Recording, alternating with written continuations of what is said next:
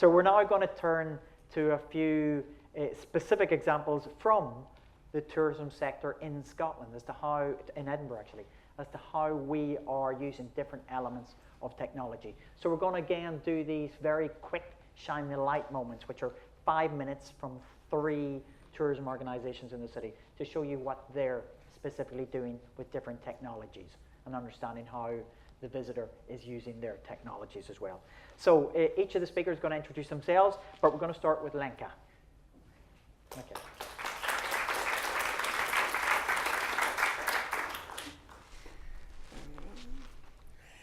Hello there, my name is Lenka Wiles and I'm the Head of Operations at Scotch Whisky Experience. And I'm here to, I'm first going to tell you a wee bit about ourselves. So we are owned by the Scotch whisky industry, and we opened our door to the public 30 years ago next year.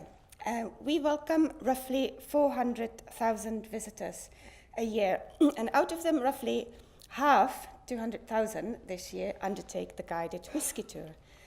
Every year, the profits we generate are reinvested back into the business, and our latest project was focused on accessibility.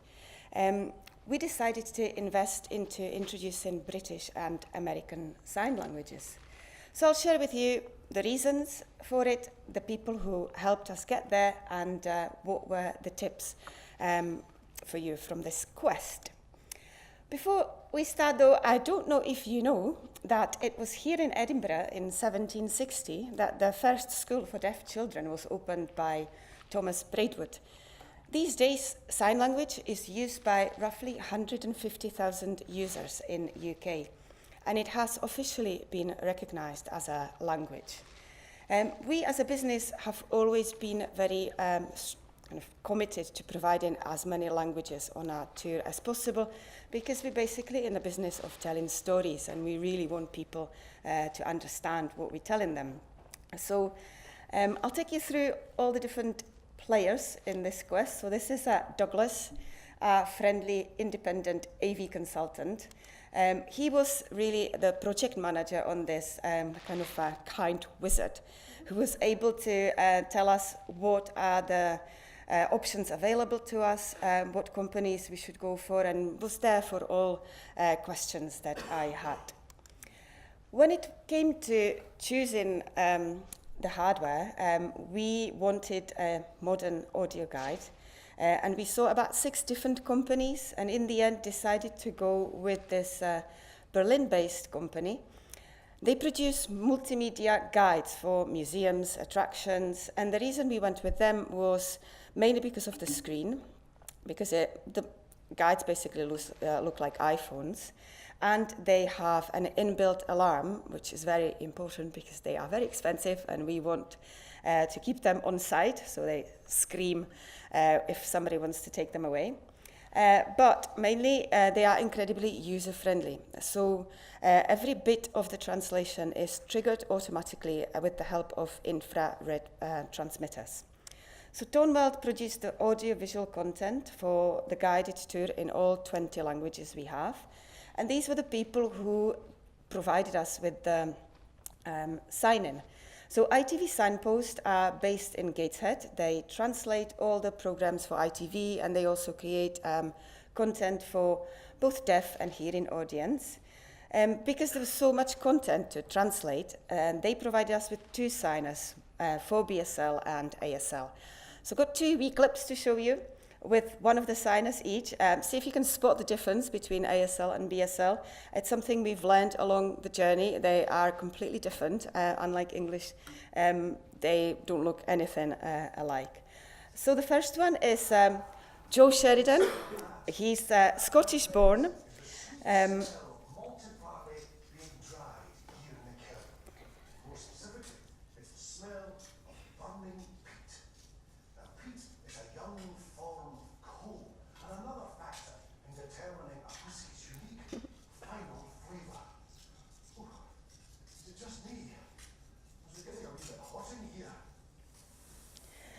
So Joe's really enthusiastic. He is a huge whisky lover, which helps. He's come in January to do a wee training session for our team. and he's been there very supportive. The next clip is the American signer.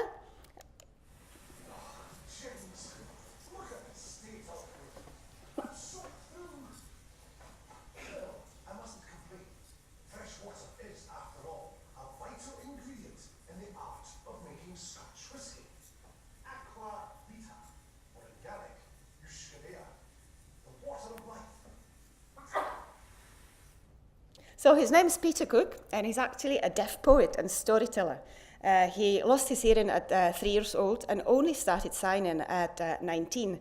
But he's now running Flying Words Company, which is a troupe of deaf poets and storytellers. And he's also certified in wine and spirits, so that was incredibly useful.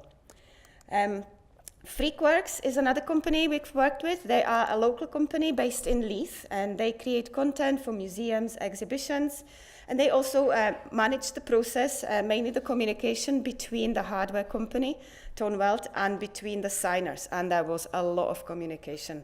Hundreds of clips, the scripts had to be abridged, we had to agree on the look of the clips, it was many, many emails. At this point, we also realized something that didn't strike us before. We are 80% international in terms of our visitor profile, and we thought British and American Sign Languages would cover most of our foreign visitors. It's not so, so we decided to invest further money in creating Star Wars-like subtitles in our 6 main European languages, so that deaf visitors from outside BSL and ASL can also enjoy a 5-star experience. And this is the last wheel in the cog. An international AV company called Electrosonic also worked with us on many other projects, and they helped us set up all the infrared transmitters around the guided tour, so that these clips can get triggered. So, what have we learned? It was incredibly time-consuming. We basically embarked on this quest roughly a year ago, and we are very near finishing. There was many different players involved. Pretty much everybody in every company we dealt with decided either to go traveling around the world, have a baby, or change a career. So there was lots of handing over. It's also the cost spiraled because there were so many things we didn't know. But we gained a huge awareness of the deaf language community. We've been learning signs, we've got staff training sessions arranged, and we're really hoping that it will result in increased visibility in the deaf community. So if you want to talk to me afterwards, or if you want to come to Scotch Whisky Experience and see for yourself, you're very much welcome. Thank you.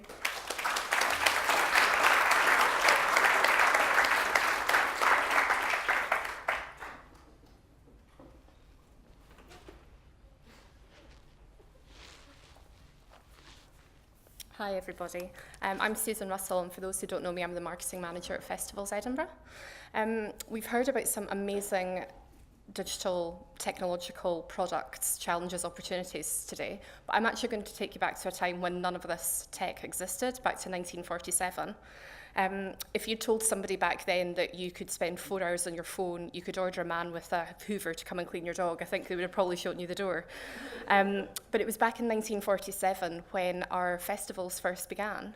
The Edinburgh International Festival was the catalyst, and in that same summer, the Edinburgh Festival Fringe and the Edinburgh International Film Festival both started.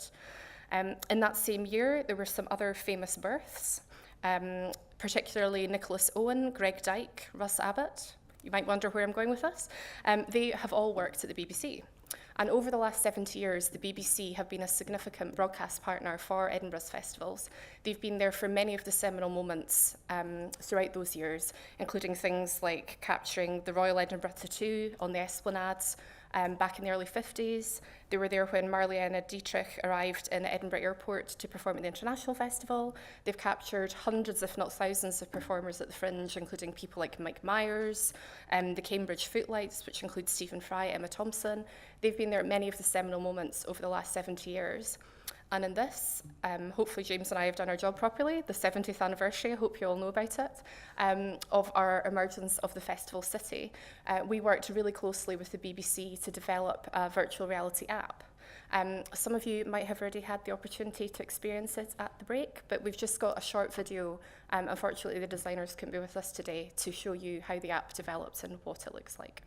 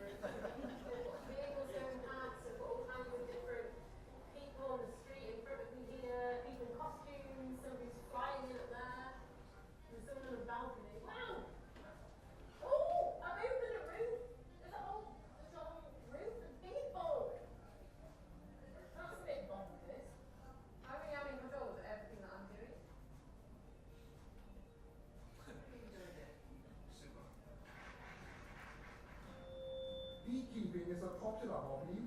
Boo! Let's heckle this. Heckle this comedy. Heckle. Yeah, get off.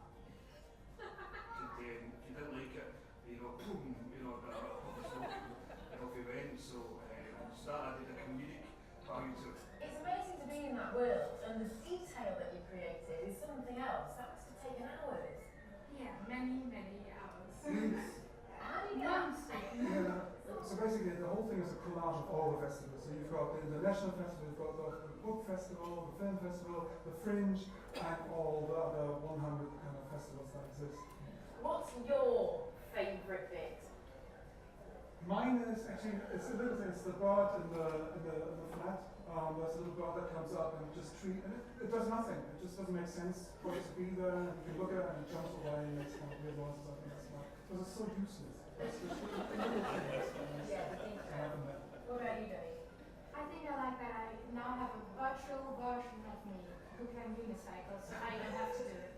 But how is virtual reality different to 360? With 360, you can use traditional cameras and just film something and put it into a space. Everything you see in this app is actually modeled on a computer screen. I think that gives it a more immersive aspect because you feel as if the things you see are actually there. I thought it would only be appropriate if you kicked off the Edinburgh Festival. And to do that, you just need to press this button. So yeah, oftentimes you see people trying to push the actual button. Yes. But of course it's not that. We still make that mistake as well. So when we're still testing, like, oh, I'm going to put this on my virtual desk. Oh, it doesn't exist. Your next drink is on the house.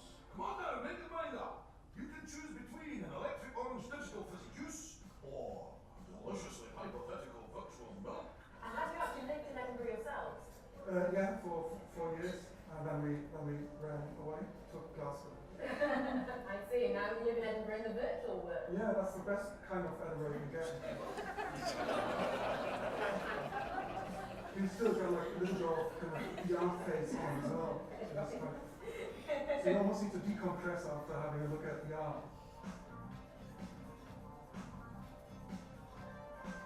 Ah, Edinburgh. Right. Well, guys, I better head out in the virtual reality world. Guys? Guys? Have a good trip, virtual traveler. So I'm sorry to disappoint you, we don't have a unicyclist with us today, but what we do have is a couple of the headsets just in the exhibition area. So do pop over at the break over lunch and we're more than happy to show you some of the software. Thank you.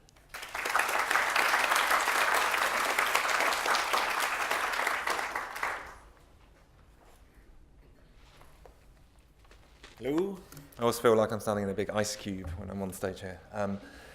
I am Rob Coston. I'm the head of digital media at National Museum Scotland, where we currently are. And I'm here to talk about 2 trials of contactless donations that we ran at the museum over the last 6 months or so.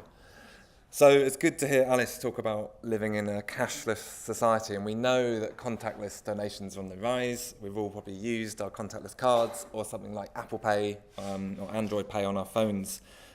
So we started thinking about how can we use this contactless technology to help people in our museum spaces donate and give generously to the museum. So you can see some stats here. So everything's obviously on the rise. The situation with kind of tourists is slightly different.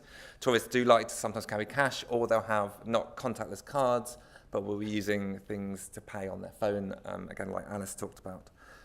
So it seemed like the obvious thing to do, but it's not quite so simple as just putting contactless payment points into your museum space. As we found, there is a difference between buying a cup of coffee, which is a much more commercial transaction where you tap to actually get the thing you're aiming for, and this kind of more relational aspect of donating to an institution, where you provide a nice experience and then you ask people to donate, but the reward is not quite so refreshing as maybe a cup of coffee. So we were trying to work out how we create an experience that would kind of make people happy as well as give them something fun and exciting to do. This is not a contactless donation point.